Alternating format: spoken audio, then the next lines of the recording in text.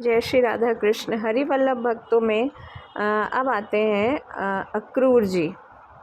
अक्रूर जी जो है वो भगवान की पद वंदन भक्ति के आचार्य हैं। इनका जन्म जो है वो यदुवंश में हुआ था और ये कुटुंब के नाते से वसुदेव जी के भाई भी लगते थे और इनके पिता का नाम था श्वफल्क। तो ये कंस के दरबारी भी थे।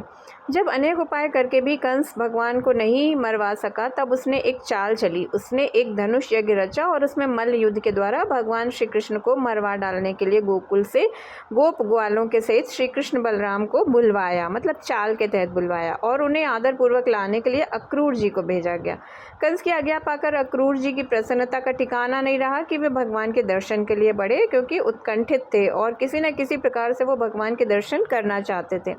प्रातःकाल मथुरा से रथ लेकर वो नंद गांव भगवान के लिए चले। रास्ते में वो उन्हें अनेक प्रकार के मनोरथ वो करते हुए जा रहे थे। सोचते थे, आहा, उन पीताम्बरधारी बनवारी को मैं इन्हीं चक्षुओं से देखूंगा, उनके सुंदर मुखारविंद को और उनकी घुंघराली काली काली अलकावली से युक्त सुकपोलों को निहारूंगा। वो बार बार प्रेम पूर्वक चाचा चाचा कहेंगे, मेरे लिए वो कितने सुख की स्थिति होगी।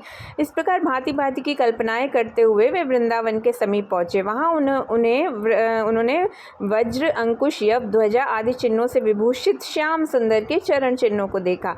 बस फिर क्या था, वो उन घनश्याम के चरण चिन्हों को देखते ही रथ से कूद पड़े और उनकी वंदना करके उस धूलि में लौटने लगे।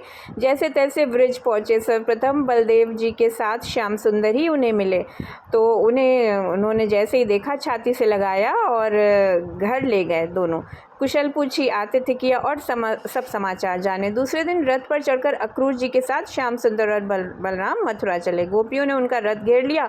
बड़ी कठिनता से वो आगे बढ़ सके। थोड़ी दूर चलकर यमुना किनारे अक्रूर जी नित्य कर्म करने ठहरे। स्नान करने के लिए ज्यों ही उन्होंने डुबकी लगाई कि भीतर चतुर्भुज श्री श्याम सुंदर दिखाई दिए। घबरा कर ऊपर आए तो दोनों भाई रथ पर बैठे देखा। फिर डुबकी लगाई तो फिर वही मूर्ति जल के भीतर दिखाई दी। अक्रूर जी को ज्ञान हो गया कि जल में, स्थल में, शून्य में कोई भी ऐसा स्थान नहीं जहाँ श्याम सुंदर विराजमान ना हो।